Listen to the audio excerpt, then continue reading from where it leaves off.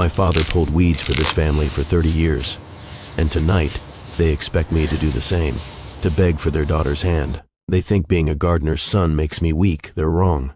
It just gave me the perfect view to watch their empire rot. And tonight, I'm here to finish the job. The rain had stopped, but the air still hung heavy with the scent of wet earth and ancient money. Chase stepped out of the sleek black sedan, the polished leather of his shoes barely sinking into the gravel driveway. 10 years since he'd walked this path, carrying bags of fertilizer for his father, the Vanderbilt estate's head gardener. Now, he wore a suit that whispered Italian silk, a timepiece that merely suggested its value rather than screamed it. He paused, a deliberate, almost ritualistic moment, and looked at the sprawling manor. The grand Gothic architecture loomed, a monument to old wealth and inherited power. It was exactly as he remembered it, only now he saw not a mansion, but a chessboard. Sarah, radiant in a sapphire gown, emerged from the house, her smile faltering slightly as she saw him. Her nervousness was a palpable thing. She moved with an elegant haste, taking his arm, her fingers tightening around his bicep. "Chase," she whispered, her voice a tremor. "My father, he knows who you are, or who you were. This isn't going to be easy." Chase's gaze was fixed on the looming oak doors. His expression was a perfect, impenetrable mask of calm. "Easy isn't what I came for, Sarah. I came for what's mine." His voice was a low, steady current, devoid of emotion, yet charged with an unspoken promise. And tonight, the Vanderbilts will understand the difference between ownership and stewardship. The great doors swung open, revealing the cavernous foyer. The air was thick with the hushed murmurs of the assembled Vanderbilt clan and their elite guests. A sea of judging eyes turned towards Chase and Sarah. Arthur Vanderbilt, the patriarch, stood at the top of the grand staircase, a grim sentinel of old money. Beside him was Julian Thorne, a man who oozed inherited privilege, his family intertwined with the Vanderbilts for generations, and the man everyone expected Sarah to marry. Sarah squeezed Chase's hand, took a deep breath, and stepped forward. Her voice, though strained, was clear. "Father, everyone, I'd like to introduce you to Chase, my fiancé." The words detonated in the foyer. A collective gasp rippled through the room, followed by an immediate enraged murmur. Arthur's face, usually a study in stone, contorted in a mask of disbelief and fury. Julian's polished smirk dissolved into a furious scowl. "Fiancé?" Arthur thundered, his voice echoing through the opulent hall. "Sarah, what is the meaning of this charade? This boy? He used to clean the leaves from my gutters. His father dug my rose beds." Julian stepped forward, his eyes narrowed with venom. "Chase, the gardener's boy. Seriously, Sarah, did you scrape him up from beneath a rock? What's next? Are you going to marry the stable hand?" A wave of snickers and disdainful whispers washed over them. The desperation to bring Chase down, to dismiss him as a relic of their past, was immediate and visceral. They didn't just want him gone. They wanted him humiliated, his past rubbed in his face. Chase remained perfectly still. He let the insults wash over him, his expression unchanging. He met Julian's gaze with the same unnerving neutrality he might reserve for a particularly stubborn weed. "Mr. Thorne," Chase said, his voice surprisingly soft but cutting through the uproar like a surgeon's scalpel. "It seems your memory is as selective as your etiquette. My father was the head groundskeeper, a vital role, ensuring the very foundations of this estate, something I fear your generation seems to have forgotten." Arthur descended the stairs, his face a thundercloud. He stopped directly in front of Chase, his eyes burning with contempt. "You dare speak of foundations, boy? You were born into nothing. Your hands are stained with dirt, not legacy.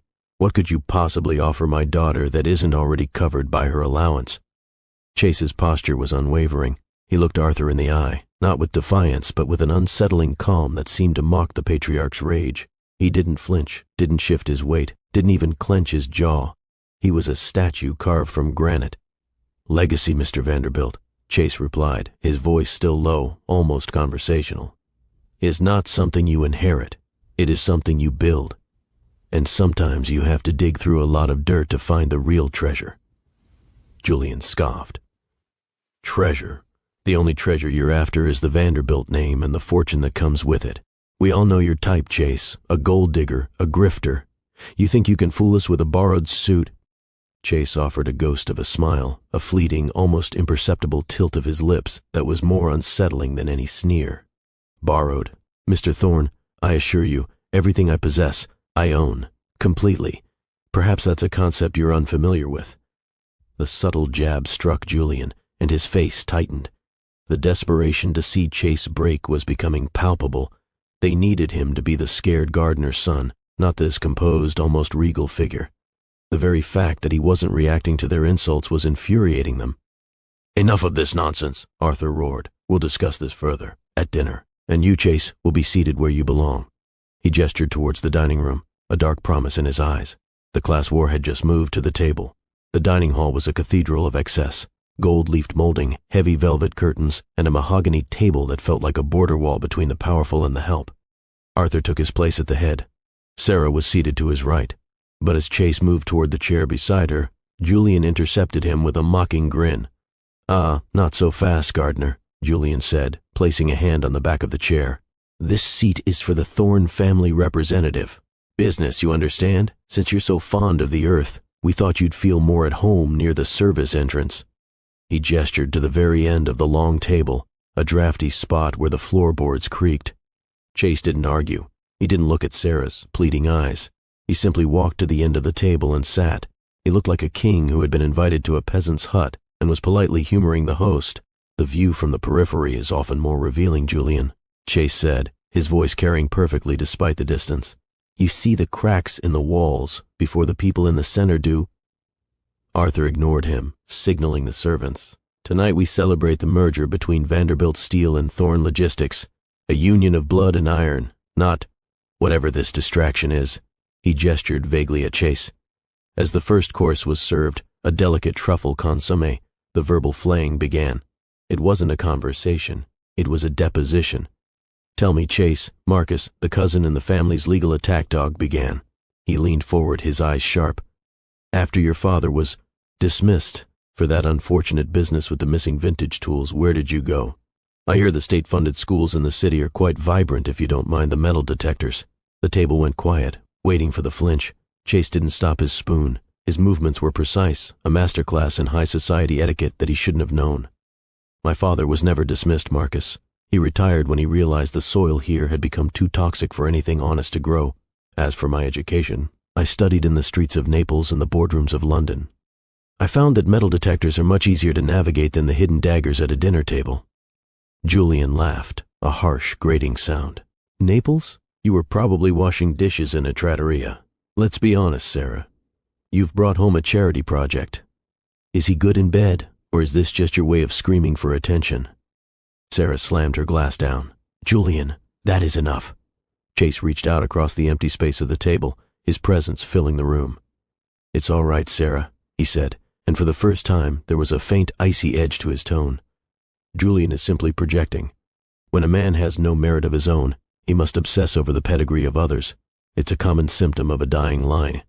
The villains were losing their grip. They had expected Chase to be a stuttering mess of yes sirs and no sirs. Instead, his silence and his short, devastating rebuttals were making them look like the emotional ones. Arthur's face was now a deep shade of purple. He couldn't stand the way Chase looked at him, not with fear, but with a strange, analytical pity.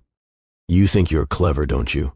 Arthur growled. "You come here with your mystery and your silk suit, thinking you can steal a piece of what took 4 generations to build. But you're a ghost. I've checked the registries. No Chase exists in the upper tiers of any industry. You are a shadow, a nobody. A shadow is only cast by something substantial, Arthur," Chase replied. "You're so focused on the light that you haven't noticed the sun is setting on your empire."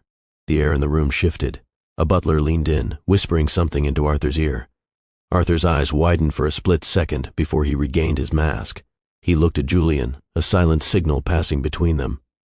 "It seems," Arthur said, his voice trembling with suppressed rage, "that our guest isn't the only one interested in the Vanderbilt legacy. The Blackwood Syndicate has made another move on our northern holdings. Julian, tell our Gardner friend what happens to people who try to play in the big leagues without a jersey." This was the moment of peak humiliation. Julian stood up, walking down the length of the table until he stood over Chase. "The Blackwoods are wolves, Chase. They eat boys like you for breakfast. And honestly, I think you're one of theirs, a little spy sent by a rival family to weaken us through Sarah." Julian grabbed the lapel of Chase's jacket, a move designed to provoke a fight. Chase didn't move. He didn't swat the hand away. He stayed as still as a tombstone. "Look at him," Julian sneered to the table. "He won't even defend his own honor, because he has none. He's a gardener's son who found a tailor. He's a fraud, a parasite. And tonight, we're going to treat him like the pest he is." Arthur stood up, his voice booming like a judge delivering a sentence. "Chase, you are hereby banned from this estate. If I see you within 10 miles of my daughter again, I will have the police, whom I own, throw you in a cell so deep you'll forget the color of the sky. You are nothing. You are a mistake Sarah made during a moment of weakness. Guard." 2 burly security men stepped from the shadows. "Take this trash out to the curb," Arthur commanded. "And Sarah, if you follow him, you are dead to this family. You will have no name, no money, and no future." The room held its breath. The slap was delivered. They had stripped him of his dignity, his relationship, and his safety in front of everyone who mattered. They watched, hungry to see the tears, the begging, or the cowardly retreat. Chase slowly stood up. He didn't look at the guards. He didn't look at Arthur. He looked at the clock on the wall. 8:40, Chase whispered. He then looked at Arthur, and for the first time, a real smile touched his lips. It wasn't a happy smile. It was the smile a predator gives right before the trap snaps shut. "Arthur," Chase said, his voice incredibly calm. "I was going to wait until dessert to tell you, but since you're in such a hurry to lose everything, I suppose we can start the end now." The silence that followed Arthur's decree was thick enough to choke on. The security guards moved closer, their hands hovering near their belts, expecting Chase to resist, to shout, or to plead. Instead, Chase began to button his jacket with slow, steady fingers. He didn't look like a man being kicked out of a house. He looked like a man who had finished a business meeting and was preparing to leave a tip. "Chase, please," Sarah sobbed, reaching for him. He didn't take her hand, not because he didn't love her, but because he was about to enter a zone where she couldn't follow yet. He looked at her, his eyes softening for a microsecond. "Wait for me in the car, Sarah. This room is about to become very unpleasant for someone with a heart." He turned and began to walk toward the exit. His pace was measured. He didn't rush. He stopped at the heavy oak doors, the same doors he used to hold open for guests when he was a child. He turned back, looking at the entire Vanderbilt family as they watched him with smug satisfaction.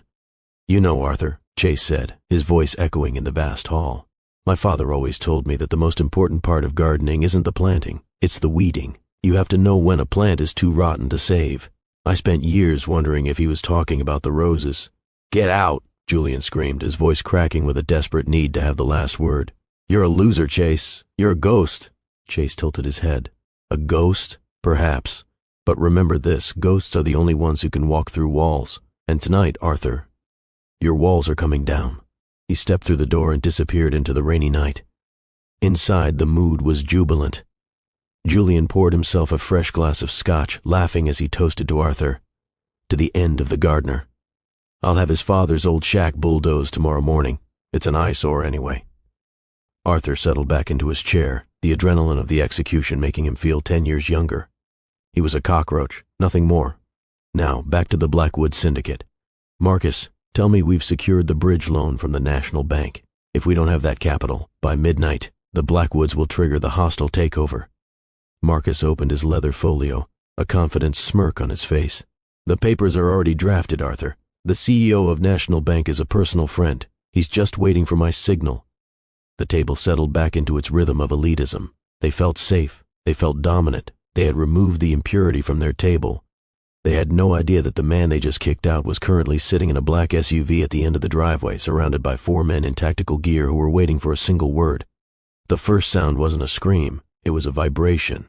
Marcus's phone buzzed on the mahogany table. He glanced at it, frowning. "It's the bank. Probably just confirming the wire." He answered it. "Hello? Yes, this is Marcus. We're ready for the—" His face didn't just turn pale. It turned gray. The color drained from his lips. He dropped his fork, and it clattered against the fine china like a gunshot. "What?" Marcus whispered. "What do you mean ownership? Change? That's impossible. The National Bank has been under the same board for 20 years. He listened for another 10 seconds before the phone slipped from his hand, bouncing off the carpet. "Marcus?" Arthur asked, his voice sharp. "What is it?" "The bank," Marcus stammered, his eyes darting around the room as if looking for an exit. "They just canceled our credit line, all of it. They said the bank was sold 30 minutes ago to a private equity firm called GS Holdings." "GS?" Julian scoffed. "Never heard of them. So what? We'll just go to the secondary lenders." Suddenly Julian's phone rang, then Arthur's, then the landline in the hallway. The house began to hum with the sound of a dozen different alarms. Arthur answered his phone. It was the head of security at Vanderbilt Steel. "Sir, the gates are being locked. There are men in suits, not police, sir. They have legal injunctions. They say the company is being liquidated to pay off a historical debt to an unnamed creditor.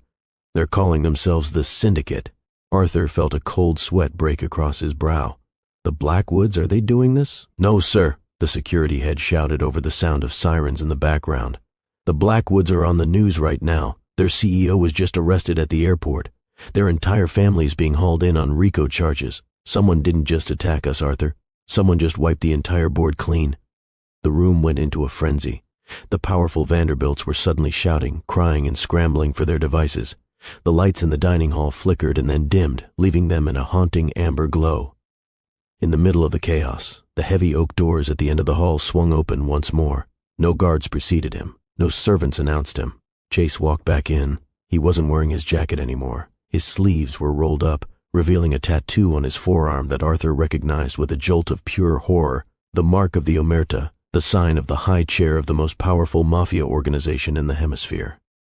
Chase didn't say a word. He walked to the head of the table. Julian tried to stand in his way, but Chase didn't even look at him. He simply kept walking. The sheer gravity of his presence forced Julian to stumble backward, tripping over his own chair and falling onto the floor. Chase reached the head of the table. He looked at Arthur, who was shaking so hard he couldn't hold his phone. Chase pulled out the chair Arthur had been sitting in. "Get up, Arthur," Chase said. It wasn't a shout. It was a command that carried the weight of 1,000 executions. "You're sitting in my seat." Arthur Vanderbilt didn't move at first.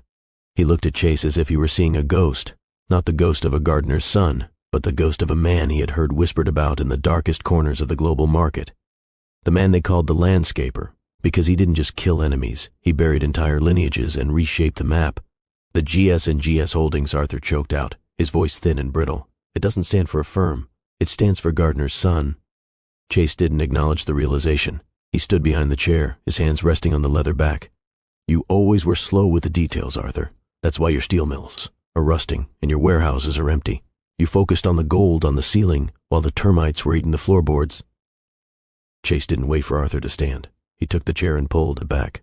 The physical pressure of Chase's presence was so immense that Arthur scrambled out of the seat, stumbling toward the side of the table like a disgraced servant. Chase sat down. He didn't lounge. He sat with the terrifying poise of a judge. Julian, red-faced and trembling with a mix of fear and wounded pride, pushed himself up from the floor. "You think a few phone calls and a tattoo make you a king? This is a civilized country. You can't just walk in here and take a century of history." Chase finally looked at Julian. It was the first time he had given the younger man his full attention, and Julian visibly recoiled. "Civilized?" Chase asked softly. "Julian, you spent the last hour trying to destroy a man's life because you didn't like his father's job. You don't live in a civilization, you live in a playground, and I just bought the park." Chase reached into his pocket and pulled out a small encrypted tablet. He slid it across the mahogany surface. It spun and stopped perfectly in front of Marcus, the lawyer. "Open it, Marcus," Chase commanded. "Look at the Blackwood merger files." Marcus, his hand shaking, tapped the screen. His eyes went wide. These are private communications between Julian Thorne and the Blackwood family." "Julian, you were selling out the Vanderbilt shares? You were helping them trigger the default?" The table exploded in a different kind of noise, a noise of betrayal. Sarah looked at Julian with pure disgust. Arthur looked at his future son-in-law as if he were a poisonous snake. "I had to," Julian screamed, backed into a corner. "The Blackwoods were going to crush us anyway. I was just making sure I had a seat on the new board." "There is no new board," Chase interrupted. His voice was like a heavy iron gate closing. "The Blackwoods didn't realize that when they tried to move against you, they were moving against a territory I had already marked. I didn't save the Vanderbilts because I care about your steel, Arthur. I saved them because Sarah's name is on the deed, and I don't like people touching what belongs to my family." Chase leaned forward, the amber light of the chandelier catching the cold steel in his eyes. "I didn't just buy your debt, Arthur. I bought the Blackwoods' debt, too. As of 10 minutes ago, the Blackwood Syndicate doesn't exist. Their assets are being frozen. Their soldiers are being rounded up by men who actually know how to use a gun, and their name will be scrubbed from the city by morning." The room fell into a deathly hush. The realization hit them. Chase hadn't just survived their slap. He had been presiding over the destruction of their entire world while they were mocking his suit. Julian fell to his knees. The arrogance was gone. replaced by a pathetic, shivering desperation. Chase, please. We're family, right? I mean, Sarah, we were just joking. It was a test. We wanted to see if you were strong enough. Chase didn't even blink. The test is over, Julian. You failed. You're a traitor to your blood and a coward in the face of a real threat. Chase looked at Arthur. The old man looked broken. The patriarch was gone. In his place was a tired man who realized he had insulted the only person capable of keeping him out of a prison cell. You called me a ghost, Arthur, Chase said, standing up slowly. And you were right. A ghost sees everything. I saw the way you treated the people who built this house. I saw the way you looked down on my father while he made sure your world was beautiful. Chase walked around the table, stopping next to Sarah. He didn't touch her yet. He wanted her to see him clearly. I have the papers in my car, Chase said, addressing the room but looking only at Sarah. One set liquidates the Vanderbilt estate entirely. You'll be on the street by dawn, Arthur. Marcus, you'll be disbarred. Julian, you'll be handed over to the authorities for your part in the Blackwood fraud. He paused, letting the weight of that reality sink in. Julian began to sob. The second set of papers, Chase continued, transfers 51% of all Vanderbilt and Thorne assets into a trust managed by Sarah. You stay in the house. You keep your titles. But you work for her. And she reports to me. Chase looked at Arthur. Choose. Do you want to be a nothing in the dirt, or do you want to be a servant in the garden you used to own? The silence in the room was no longer cold. It was heavy, like the air before a terminal storm. Arthur Vanderbilt looked at the two sets of papers Chase's assistant had silently placed on the table. The landscaper didn't even provide a pen. He waited for Arthur to find his own. With a hand that shook so violently the ink splattered, Arthur signed. He wasn't signing a merger. He was signing his own death warrant as a free man. Good, Chase said, not even looking at the signature. He pulled the papers away and handed them to Sarah. It's yours now, Sarah. Every brick, every ledger, and every person in this room who carries your name. Julian tried to crawl towards Sarah, his face a mess of tears and expensive foundation. Sarah, listen, we grew up together. You can't let him do this. Tell him to give me back the Thorne Logistics shares. Sarah looked down at him. For years she had been the soft Vanderbilt, the one they stepped on. But looking at Chase gave her a spine of steel. You sold us out, Julian. You didn't just insult the man I love. You tried to bury my family while we were still breathing. If Chase says you're done, you're done. Chase walked to the window, looking out at the darkened gardens. You all had a lot to say about the smell of fertilizer earlier, Chase said, his back to them. You thought the dirt was beneath you. You thought the man who tended it was a nothing. He turned around. His eyes were like twin voids. Arthur, you're fond of telling people they contribute nothing to society. Starting tomorrow, you will be the head groundskeeper of this estate. You will report to the new head gardener at 5 a.m. If a single weed is found in my father's old rose garden, you lose your pension. Arthur gasped, his mouth hanging open. You want me, the patriarch of Vanderbilt Steel, to pull weeds? I want you to learn what work looks like, Chase replied. It's a role you said was vital just an hour ago. I expect you to perform it with the Vanderbilt pride you bragged about. Chase then looked at Julian. As for you, Julian, you're so worried about ghosts. You won't be working in the garden, you'll be working in the city. At the docks, specifically the Thorne Logistics docks that I now own, you'll be loading crates, night shift. If you're late once, the police get the files on your Blackwood deal. Am I clear? Julian couldn't even speak. He just nodded, a broken man in a $5,000 suit. The table that had been a site of humiliation was now a site of judgment. Chase walked back to the head of the table, the seat Arthur had occupied for 40 years. One last thing, Chase said. He looked at the servants who were standing frozen in the corners of the room. Bring a fresh plate, and this time serve the guest of honor first. The butler, a man who had worked for the Vanderbilts for decades, didn't hesitate. He bowed deeply to Chase, a bow he had never given Arthur, and hurried to the kitchen. Chase sat down. He looked at the family members who were still standing, too afraid to move. Why are you all still standing? Chase asked, his voice deceptively pleasant. The meal isn't over, but from now on, you don't sit until I do, and you don't speak until you're spoken to. Isn't that the rule in this house, Arthur? Arthur bowed his head. Yes, Chase. It's sir to you, Arthur, Chase corrected. You're on the clock now. The power shift was total. The gardener's son wasn't just in the room, he owned the air they were breathing. The villains weren't just defeated. They were enslaved by the very systems of status they had used to torture others. The sun rose over the Vanderbilt estate not with a bang, but with a chilling silence. To the outside world, nothing had changed. The stock market tickers still showed Vanderbilt Steel at the top. The social columns still spoke of the power merger. But inside the gates, the world had flipped on its axis.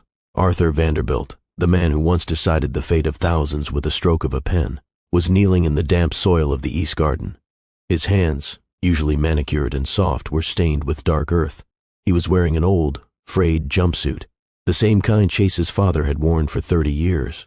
He looked up as a black SUV rolled slowly down the driveway. He didn't shout. He didn't curse. He simply lowered his head and went back to the weeds. He knew that somewhere behind those tinted windows, Chase was watching, and he knew that the landscaper didn't miss a single detail. Chase didn't go to the main house. He walked past the marble fountains and the gilded statues until he reached a small, weathered wooden shack at the edge of the property. It was the place where he had grown up, hidden away like a secret the Vanderbilts wanted to forget. He pushed the door open. The air inside smelled of cedar and old blueprints. On the small wooden table sat a rusted set of garden shears, his father's favorites. Sarah stepped into the doorway behind him. She looked at the humble space, then at the man who now owned the horizon. "You could have burned this place down," she said softly. "You could have burned the whole estate down, Chase. Why stay? Why keep them here?" Chase picked up the shears, feeling the weight of the metal. "Because a quick death is a mercy, Sarah, and your family never believed in mercy. They believed in place. I'm just making sure they finally understand theirs." He turned to her, his gaze finally softening. The mafia boss mask didn't slip, but for a moment, the boy who used to hide in these woods was visible. "I didn't do this just for revenge. I did it because your father was right about one thing. A legacy is an asset. I just decided it was time the asset had a new manager. Someone who knows what it's like to be part of the dirt." Meanwhile, miles away at the industrial docks, the refined Julian Thorne was struggling with a heavy wooden crate. The salt air stung his eyes, and his back felt like it was breaking. Every time he slowed down, a foreman, a man with the same omerta tattoo on his wrist, would tap his watch. "Keep moving, Thorne," the foreman growled. "You've got 6 more hours on the shift, and remember, the boss is watching the inventory." Julian looked out at the dark water, realizing that his life of silk and scotch was a fever dream. He was a ghost now, just as they had called Chase. He existed only to serve the machine that Chase had built from the shadows. Back at the estate, Chase stepped out of the shack and looked toward the main manor. He saw Marcus, the lawyer, frantically loading his personal belongings into a modest car, having been stripped of his firm and his license. Chase didn't feel joy. He felt the profound, heavy satisfaction of a job completed. The garden was finally clean. 1 month later, the dining hall of the Vanderbilt estate had been stripped of its gaudy gold leaf and replaced with deep, matte charcoal tones and minimalist lighting. It no longer looked like a palace of old money rot. It looked like a war room. The table was set for 3. Chase sat at the head, his posture relaxed but his presence commanding the entire room. To his right sat Sarah, now the official CEO of Vanderbilt Thorne Industries. She moved with a confidence that had been suppressed for a lifetime, her eyes no longer searching for approval, but for results. Behind them, standing in the shadows where the servants used to wait, were Arthur and Julian. They weren't guests. They were ghosts. Arthur's hands were calloused and stained, his back slightly bowed from 30 days in the dirt. Julian wore the rough denim of a dock worker, his face pale and his arrogance completely extinguished. They stood perfectly still, forbidden from sitting, forbidden from speaking. They were there to witness the empire they nearly destroyed being rebuilt by the man they had mocked. Chase picked up a glass of wine, not the $5,000 scotch the Vanderbilts used to flaunt, but a simple deep red from a vineyard he had bought in Sicily. He swirled it slowly, the liquid catching the low light. He looked at Arthur. The old man's eyes met his for a second before Arthur quickly looked at the floor, the reflex of a broken spirit. "You told me once, Arthur, that a dog can wear a collar, but it's still a dog," Chase said, his voice a smooth, dangerous silk. "You were half right. The mistake you made was thinking you were the one holding the leash. You thought power was a name on a building or a balance in a bank, but power isn't what you have. Power is what you can survive." Chase took a slow sip of the wine and set the glass down with a soft clink that sounded like a gavel in the silent room. "I survived the dirt. I survived the hunger. I survived being invisible in the very house I was meant to protect. And because I survived the bottom, I now own the top." He looked at Julian, who flinched at the gaze. "You wanted to know what I was building while I was washing cars. I wasn't building a mountain debt, Julian. I was building a cage, and I made sure the bars were gold, so you wouldn't notice you were inside until the door locked." Chase leaned back, his hand resting on Sarah's. The power dynamic was absolute. "The garden is beautiful this evening, Arthur," Chase said, his voice dropping to a whisper that filled every corner of the hall. "Make sure you're out there by 4 tomorrow. The frost is coming, and I want my father's roses to be the only thing that survives the winter." Chase turned his attention back to his meal, dismissing the world behind him. The Vanderbilts spent 30 years looking down at the dirt, never realizing I was the one owning the ground they stood on. The garden is finally clear, and the new era has begun. If you enjoyed watching The Quiet Man Take It All, subscribe and turn on the notification bell. We have more stories of hidden power and absolute reversals coming your way. Like this video if you think Arthur and Julian got exactly what they deserved, and comment Underdog below if you want to see the next chapter of Chase's empire. I'm reading every comment. Don't be the one left in the shadows. Share this with someone who needs to remember that the loudest person in the room is never the most powerful. Until next time.